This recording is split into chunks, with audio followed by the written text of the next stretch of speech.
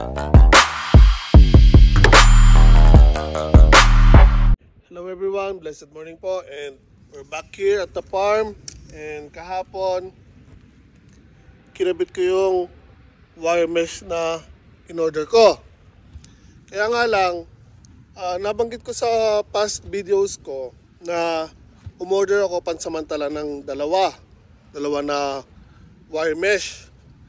Kaso hindi ko lang kung ano nangyari, kung bakit isa lang ang dumating. Although same time na in-order, kaya nga lang, again, ang dumating is isa lang. So, pansamantala, kahapon, ayan po, inilagay ko na. So, umabot siya hanggang dito sa kalagitnaan. Hanggang dito. So, hindi pa siya umabot dito sa ginawa kong division or panghati dito sa may bangin ng gilid ng property.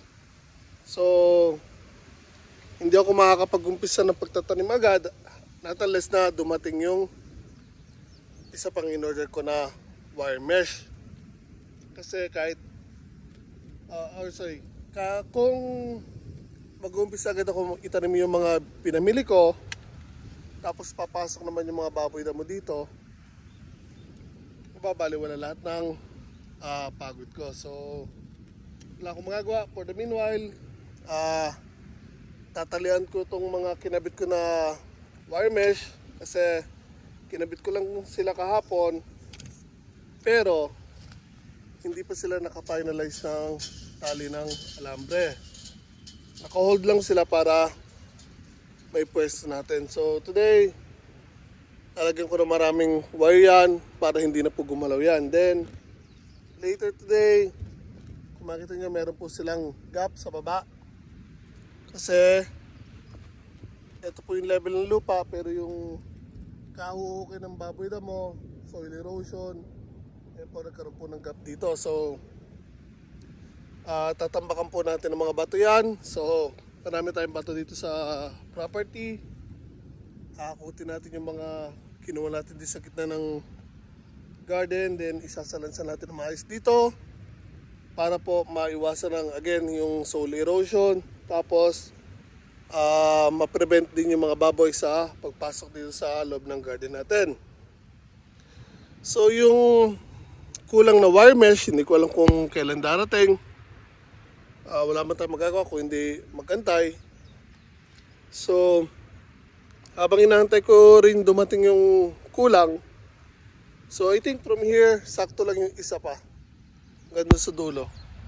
So hanggang sa dumating yon, or bago dumating yon, baka umorder na rin ako ng panibago para doon naman sa kabila, yun sa dating palay ng dating taniman ng palay, para malagyan ko na rin ng poste. Then pag dumating yung mga wire mesh, kakabit na rin natin agad para magawan ko na rin yung mga garden beds doon at makapag-umpisa na tayo sa pagtatanim ng talong. So actually late na po ako ngayon kasi sobrang busy po. Ang daming ginawa sa trabaho. So Sabado, Linggo sa trabaho tayo.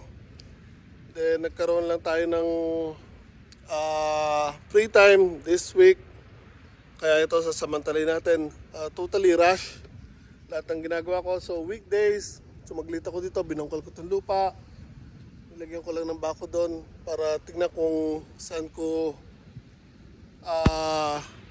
gagawa ng garden beds or yung division. Kasi marami tayong itatanim. Nakapamili na rin ako ng mga ilang seeds na mga pangunahing itatanim natin dito sa garden. So kaya nga lang, again, hanggat hindi ko nagagawa ng paraan itong bakod, hindi tayo makakapag-umpisa ng pagtatanim. So for the meanwhile, kasuhin muna natin itong paggagawa ng bakod.